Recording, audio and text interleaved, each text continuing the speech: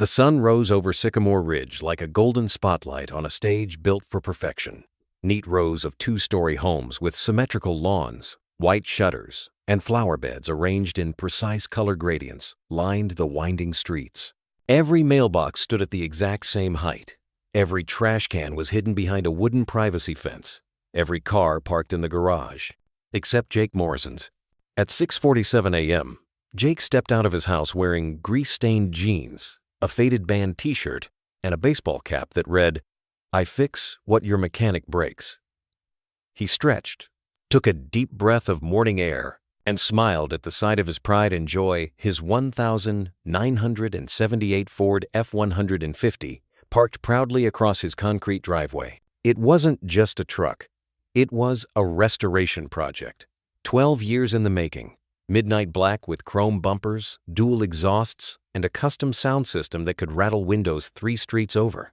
Jake called it Black Betty.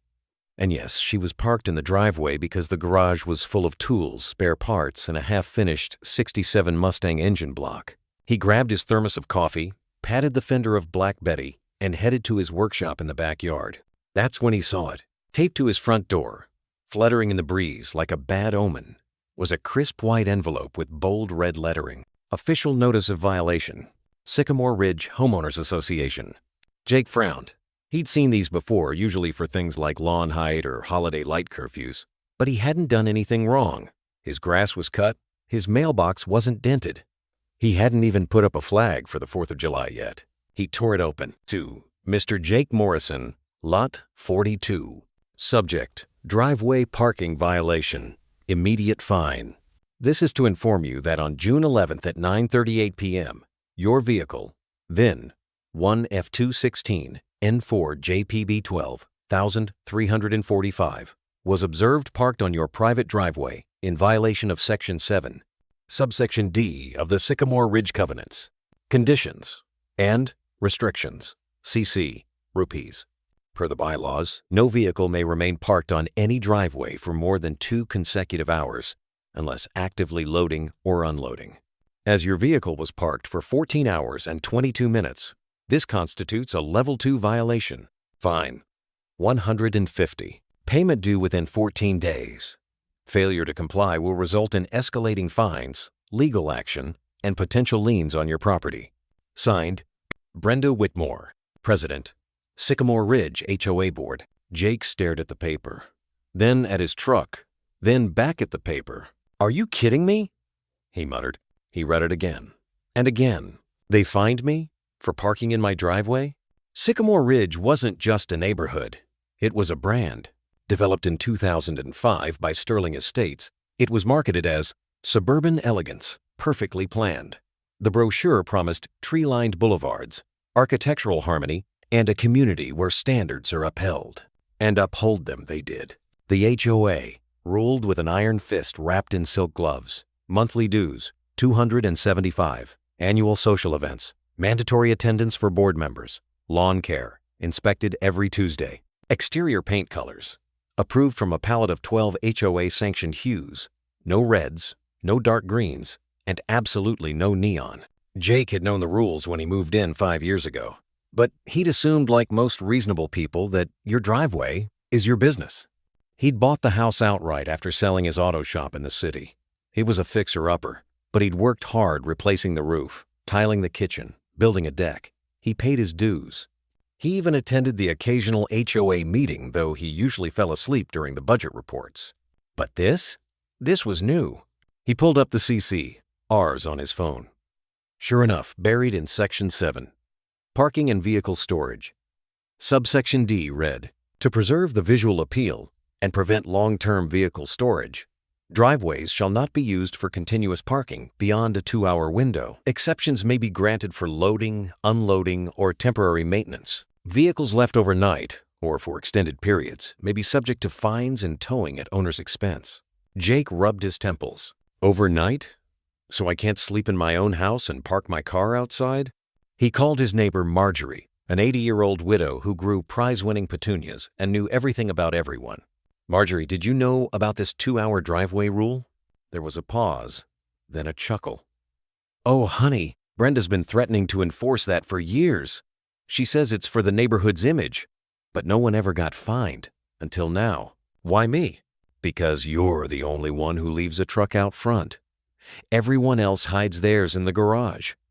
Even the teenagers pull in after school. Jake groaned. So I'm being punished for not having a magic disappearing driveway? Essentially, Marjorie said. And Brenda's been looking for a test case. You're visible, you're independent, and you don't kiss her butt at meetings.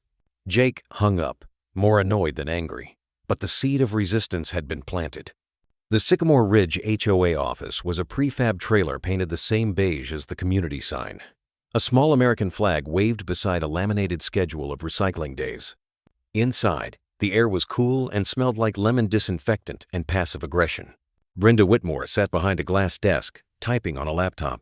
She wore a cream-colored pantsuit, pearls, and a name tag that read, President, Your Community, Our Priority. Her hair was coiffed like a helmet. Her smile was polite, but impenetrable. Jake, she said without looking up. Hear about the notice? Yes, Jake said, placing the violation letter on her desk. I'd like to understand why I'm being fined for parking on my own property. Brenda finally looked at him. The rule is clear, Jake. It's in the bylaws you agreed to when you purchased your home. I never read 214 pages of legalese, Jake said. And even if I did, no one told me I couldn't park in my driveway. The rules are posted online and in the welcome packet, which most people throw away. Brenda sighed, as if explaining gravity to a child. The purpose is to maintain aesthetic consistency. We can't have trucks cluttering the streetscape. It lowers property values. It looks unkempt. Unkempt? Jake said, voice rising. My lawn is cut. My house is clean. I've repainted the trim twice. I even got rid of my basketball hoop because you said it was recreational clutter. But now you're telling me my truck on my driveway is a problem? It's not just the truck, Brenda said coolly. It's the precedent. If we allow one exception, others will follow. Then we'll have RVs, boats, construction equipment, chaos. So I'm a slippery slope? You're a violation. Jake leaned forward. Let me get this straight. I own this house. I pay taxes on this land. I pay $275 a month to you, and now you're fining me for using my own driveway? The driveway is part of the common aesthetic, Brenda said, and the HOA has the authority to regulate its use. For 2 hours? I can't even go to work? Garage parking is required after business hours. My garage is full. Then you must make space. Jake stared at her. You're serious? Deadly. He grabbed the notice and walked out. As he passed the bulletin board, he saw a flyer. Annual Sycamore Ridge Garden Grill Competition.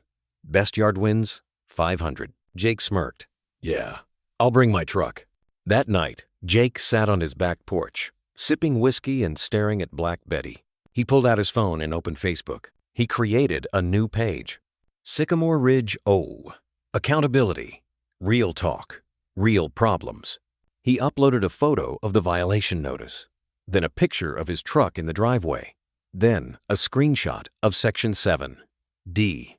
He typed, So the HOA just fined me $150 for parking in my own driveway, not on the street, not blocking anyone, on my property, for more than 2 hours. Yes, really.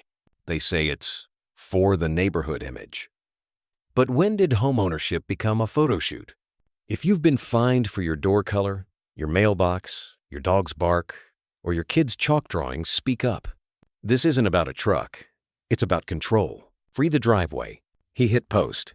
Then he went to bed. By 6 a.m., the post had 300 likes. By noon, it had 0.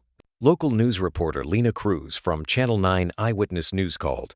Jake, is it true you were fined for parking in your driveway? Yep. 2-hour limit, even overnight. Can I come film it? Bring a camera crew? And a lawyer. By evening, the story was picked up by The Daily Blazer, a national satire meets real news site. Their headline, Man Fined for Existing on His Own Property. America, 2024. Then came the comments on Jake's page. They fined me $100 for having a wind chime. Deb K. Lot, 18. My son drew a rainbow with sidewalk chalk. Got a warning for unapproved ground art. Tom R. I had to remove my American flag because it wasn't centrally mounted. Ron P. They told me my golden retriever was excessively furry and might trigger allergies in the vicinity. Lisa M. Jake was stunned. He wasn't alone. He created a group chat. Sycamore Ridge Rebels. 17 neighbors joined in the first hour. They shared stories, screenshots, and violations. Some had paid fines quietly. Others had fought and lost. All felt powerless. Jake realized something. The HOA wasn't just enforcing rules. It was manufacturing compliance through fear. And it was time to push back. At Marjorie's house safe from HOA cameras, she said 8 rebels met in her sunroom. Jake laid it out. We can't fight this alone, but if we act together, we can change the bylaws. How? Asked Carlos, a software engineer who'd been fined for satellite dish size. By attending the next HOA meeting, all of us, and demanding a vote to repeal Section 7D. They won't let us, said Priya, whose dog,